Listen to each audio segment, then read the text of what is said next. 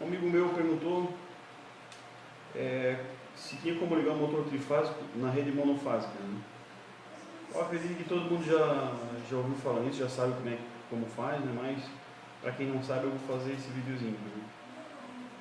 Bom, primeiro, a primeira pergunta que se faz é se pode ou não pode, se é bom ou não, se funciona bem ou não.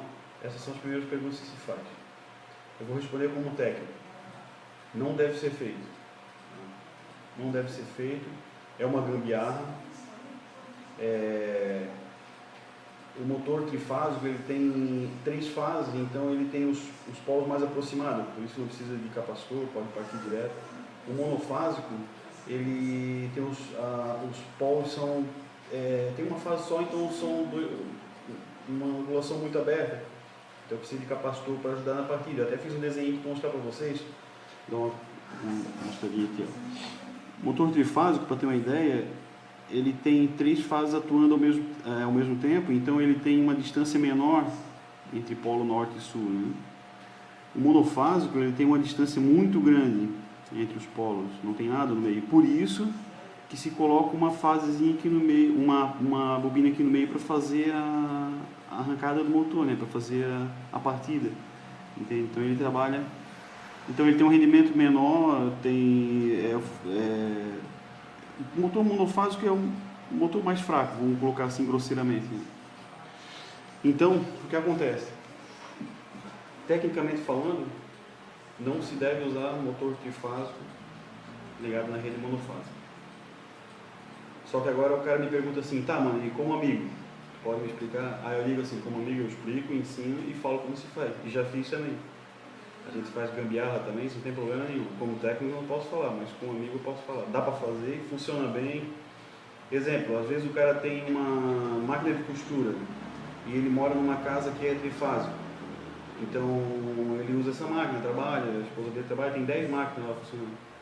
E ele muda para uma casa que é monofásico, ele precisa trabalhar. Dá para ligar sem problema nenhum, máquina de costura, lixadeiras pequenas. Às vezes a pessoa tem um ateliê de fábrica de calçado, precisa das lixadeiras, das maquininhas, dá para fazer funcionar sem problema nenhum. Já liguei uma fabriqueta toda trifásica, tudo ligado na rede monofásica, sem problema nenhum. Como amigo eu digo, dá para fazer, entendeu?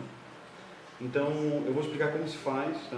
Algumas pessoas, isso gera muita polêmica, então eu queria pedir para quem sabe um jeito melhor falar como se faz, e quem acha que não está certo, quiser dar opinião pode dar, né, mas tenta ser o menos grosseiro possível. Eu já vi muitos vídeos desses no YouTube e nunca dei opinião, sempre deixei as pessoas colocar as ideias em prática. Né? Então eu vou mostrar para vocês e tomara que vocês gostem, ou tomara que ajude alguém. Né? Então vamos lá, vamos dar uma olhadinha no desenho aqui. Ó. Primeira dica, gente. Ó. O disjuntor para ligar esse motor, eu indico colocar um disjuntor. Tá? Tem gente que coloca interruptor, aquelas tomadas um pouquinho mais reforçadas, bota um disjuntorzinho, se der algum problema ele cai.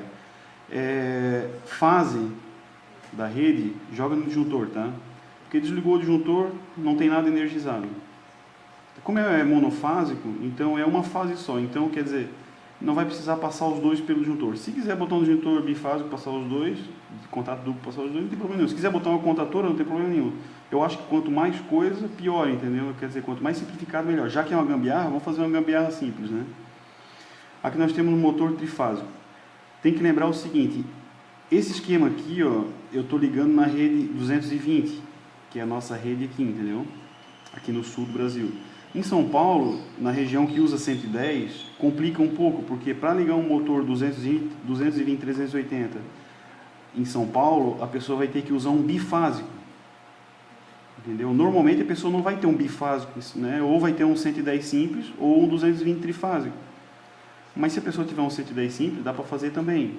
Ou rebobinar o motor, às vezes tem um motor e tem uma empresinha em casa de rebobinamento, ou trabalha com isso, ou tem uma oficina, vale a pena rebobinar, passa ele para 110, baixa de 220 para 110, fica 110, 115, 235, sei lá quanto é que fica, funciona também, sem problema nenhum.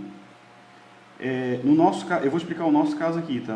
Aí o caso lá para São Paulo é outro caso. Para quem mora em região que é 220, é o seguinte: o motor tem que ter 6 cabos e tem que estar ligado em 220. 1, 6, 2, 4, 3, 5. Tem que estar ligado na menor tensão, tá? Que no caso é 220. Tanto ligado em 220 aqui, feita a ligaçãozinha fora do motor, beleza. Vai um neutro direto no motor, porque o neutro também não tem problema nenhum, pode estar desligado, não vai estar energizado. Se tiver tudo certinho na sua casa, não vai ter problema nenhum, a parte elétrica. O fase passa por um disjuntor e usa uma fase do motor. Esse motor vai estar rodando manco, tá? Vai estar faltando uma fase, vai estar faltando.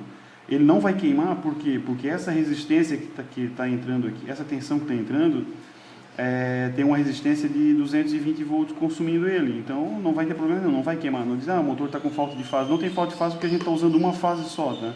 Na verdade, esse motor vai ficar mais ou menos com 1/3 da potência dele.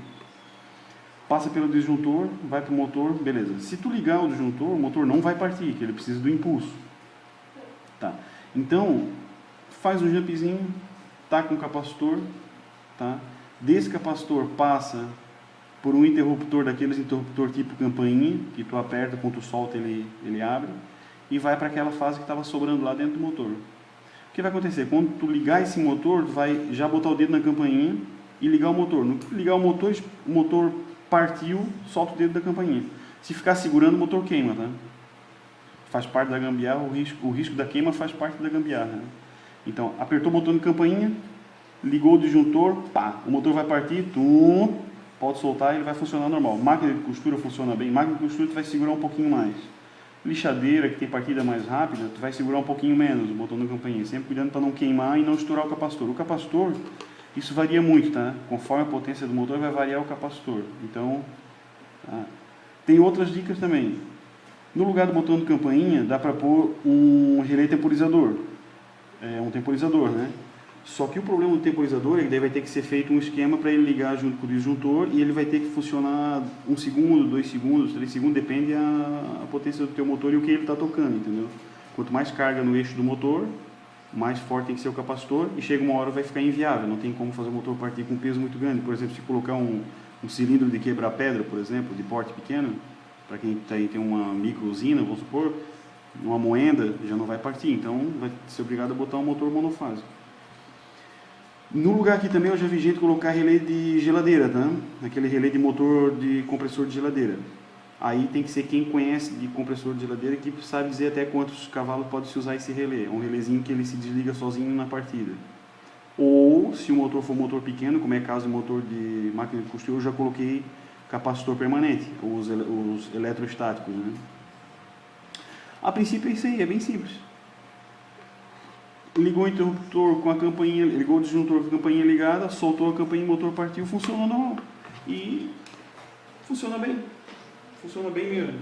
Como amigo eu digo que dá para fazer, entendeu? Tem gente que critica, eu gosto de nunca me apegar a verdades absolutas. Funciona? Funciona, então tá bom. Entendeu? Mas vai queimar, mas tu tá fazendo uma gambiarra, tem que correr o risco de queimar. Não tem problema nenhum, vamos deixar de lado assim as exigências técnicas, entendeu? E é isso aí. Tomara que tenha sido.